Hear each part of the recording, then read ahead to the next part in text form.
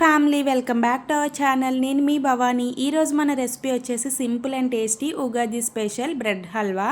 ఈ ఉగాదికి ఎక్కువ శ్రమ పడకుండా తక్కువ ఇంగ్రీడియంట్స్తో ఈ బ్రెడ్ హల్వాని చేసుకుంటూ మీ లైఫ్ ఇంకెంతో మంచిగా లీడ్ చేయాలని మనస్ఫూర్తిగా కోరుకుంటున్నాను. లేట్ చేయకుండా వీడియోలోకి అయితే వెళ్ళిపోదాం.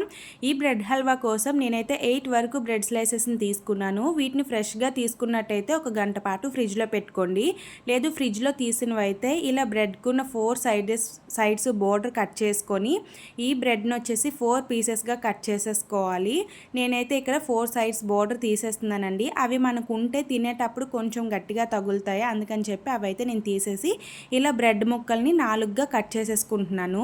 ఇప్పుడు వీటన్నిటిని కూడా ఈ సైజులో కట్ చేసుకొని నేను రెడీగా పక్కన పెట్టేసుకున్నానండి. నెక్స్ట్ ప్రాసెస్ ఏంటో చూసేద్దాం. దీనికోసం అయితే స్టవ్ ఆన్ చేసి కడాయి పెట్టి డీప్ ఫ్రైకి సరిపడినంత ఆయిల్ వేసుకోవాలి. ఆయిల్ అనేది ఎక్కువగా హీట్ అవ్వకూడదు, అలానే తక్కువ హీట్ అవ్వకూడదు. మరి ఎక్కువ హీట్ అయినా సరే వెంటనే మాడిపోతాయి బ్రెడ్ ముక్కలు అనేవి. లేదు తక్కువ హీట్ అయినా ఈ బ్రెడ్ ముక్కలు అనేవి ఆయిల్ పీల్చేస్తాయి. మీడియంగా హీట్ని చూసుకొని అప్పుడు ఇలా కట్ చేసుకుని బ్రెడ్ పీసెస్ని తీసుకొచ్చి దీంట్లో అయితే వేసుకొని బ్రౌన్ కలర్ వచ్చే వరకు ఫ్రై చేసుకోవాలన్నమాట. చూసారా, నాకు ఇక్కడైతే బ్రౌన్ కలర్ వచ్చేసాయి. నేను ఇవిని ఒక గిన్నెలో అయితే వేసేసుకుంటున్నాను. ఇప్పుడు నెక్స్ట్ సేమ్ ప్రాసెస్లో ఉన్న బ్రెడ్ ముక్కలను కూడా అలాగే ఫ్రై చేసేసుకోవాలండి. మీరు తీసుకున్న ప్యాన్ సైజుని బట్టి బ్రెడ్ ముక్కలు వేసుకొని ఫ్రై చేసేసుకోవడమే. ఇప్పుడు ఇవి పక్కన పెట్టేసి నెక్స్ట్ ప్రాసెస్ ఏంటో చూద్దాము.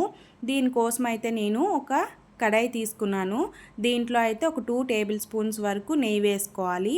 నెయ్యి వేసుకున్న తర్వాత మీ దగ్గర ఏ డ్రై ఫ్రూట్స్ ఉంటే ఆ డ్రై ఫ్రూట్స్ని ఇలా కట్ చేసి వేసేసుకోండి. నేనైతే జీడిపప్పు, బాదం పప్పు, కిస్మిస్ వేసుకున్నాను. మీ దగ్గర ఏ డ్రై ఫ్రూట్స్ ఉంటే అవి వేసేసుకోండి. ఇవి ఇంకా వేసిన తర్వాత వీటిని లో ఫ్లేమ్లో పెట్టి బాగా ఫ్రై అయ్యేంత వరకు ఫ్రై చేసుకోవాలి.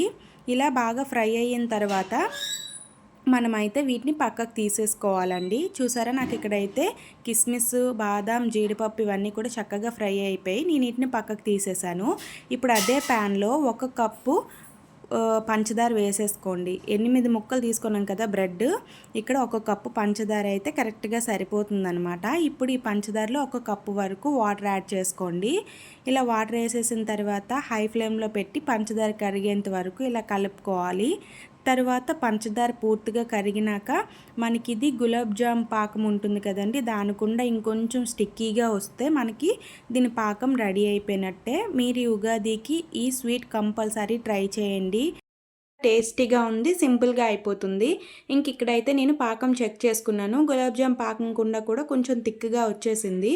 అందుకని చెప్పి ఫ్రై చేసుకున్న బ్రెడ్ పీసెస్ని అయితే వీటిలో వేసేసి ఈ సిరప్ మొత్తం పీల్చుకునేలాగా మొత్తం అంతా కలిపేసుకోవాలి. తర్వాత దీనిపైన మూత పెట్టుకొని ఒక 5 మినిట్స్ వరకు సిమ్లో పెట్టి కుక్ చేసుకోవాలన్నమాట. 5 మినిట్స్ తర్వాత మూత తీసి చూస్తే మనకి బ్రెడ్కి సిరప్ అంతా పట్టు ఉంటుంది కదా.